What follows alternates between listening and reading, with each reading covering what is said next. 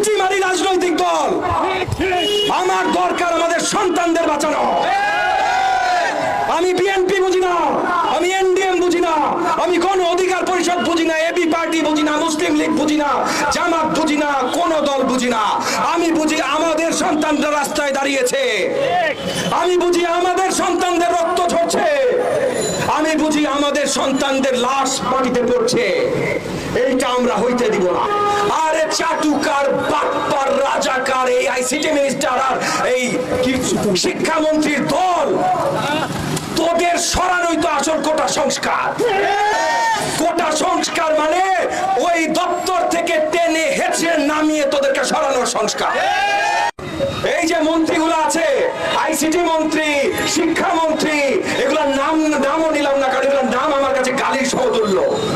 এর আগে একটা ফেসবুক পোস্ট দিচ্ছিল 2 দিন আগে,